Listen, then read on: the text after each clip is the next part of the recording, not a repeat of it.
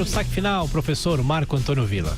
Bem, o presidente da República ontem lá no Rio de Janeiro, numa cerimônia na Marinha, disse: a democracia é quando as Forças Armadas querem. Bem, isso repercutiu durante todo o dia. Depois ele disse que não foi bem entendido, que era culpa da mídia. Não é culpa da mídia. O senhor disse absolutamente isso, tá claro. A democracia é quando as Forças Armadas querem.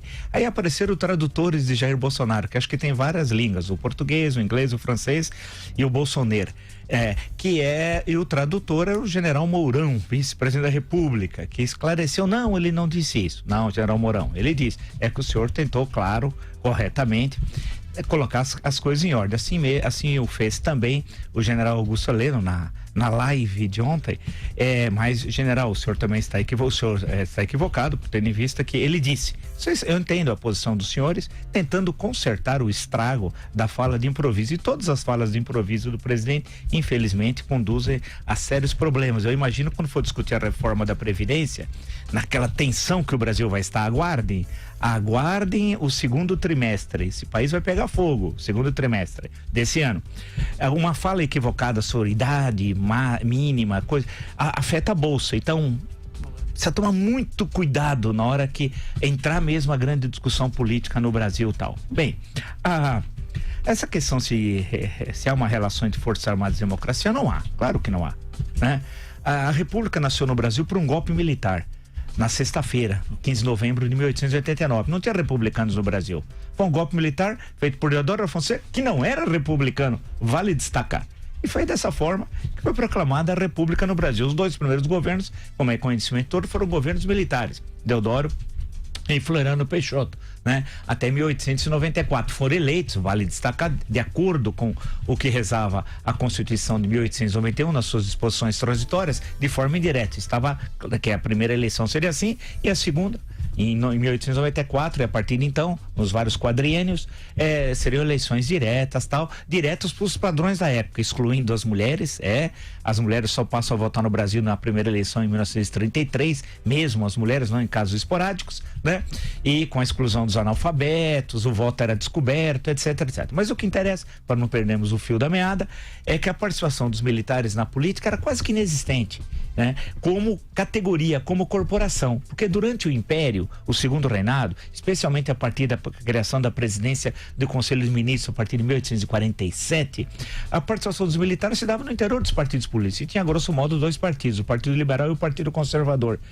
E havia um processo na época muito claro de que até os ministros chamados na época da guerra, seria o Exército, e ministro da Marinha, chamado de Armada, eram civis em plena Guerra do Paraguai. 2/3 dos ministros da Guerra e da Armada durante o Império, segundo o reinado, entende especificamente, eram civis tal. Então, a participação dos militares não se dava através da estrutura da corporação, ao contrário do que vai ocorrer durante a República. Vide os dois primeiros governos militares, né, Deodoro e Floriano, e mais à frente, diversas intervenções militares, inúmeras, especialmente na década de 20, nos movimentos tenentistas, que vai desaguar na Revolução de 1930 tal. E isso é um processo que marca todo o período da República Brasileira, entre outros o período mais recente, entre 1964 a 1985 tal. Nesse caso, a declaração do presidente parece um grande salto para trás, né? Porque não há relação entre uma coisa e outra. O que garante a participação das Forças Armadas está registrado na Constituição, no artigo 142. Né? A construção da democracia brasileira nos tempos mais recentes não é um produto da ação das Forças Armadas, mas é um produto da sociedade civil, né? Então, um equívoco, é como se fosse dado uma concessão dado aos civis. E essa contradição civil-militar é pavorosa também. Eu acho isso um horror. Essa é uma construção também da República, né?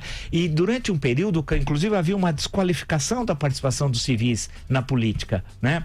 Eram ironizados, desqualificados, tal. Isso é muito ruim, porque isso conduziu a regimes autoritários durante o período da República, no mínimo dois deles, claro, o Estado Novo, apesar de ter um presidente civil, Getúlio Vargas, um ditador civil, melhor dizendo, e o período do regime militar. Ou seja, essa relação, portanto, entre Forças Armadas e democracia, a construção da democracia é um produto da sociedade civil, não das Forças Armadas. Cabe às Forças Armadas cumprir o que dispõe a Constituição. E por último, uma observação: quando o general Heleno tenta fazer um paralelo nessa live tão famosa de ontem, faz um paralelo historicamente equivocado e politicamente um desastre.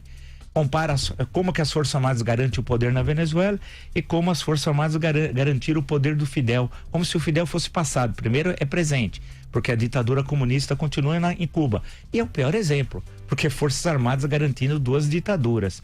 Então a comparação, o paralelo que o senhor fez foi muito ruim. Mas eu até entendo. É uma live ao vivo, o senhor nunca fez uma live, o senhor não estava confortável, a gente percebia, o senhor estava quase descendo na cadeira para se esconder embaixo da mesa, porque é chato, não faz parte da sua figura tal, até é compreensível tal. Mas para concluir, não há relação entre uma coisa e outra. Não, a democracia, elas não ocorrem quando as Forças Armadas querem. A democracia ocorre quando a sociedade luta e conquista e preserva a democracia.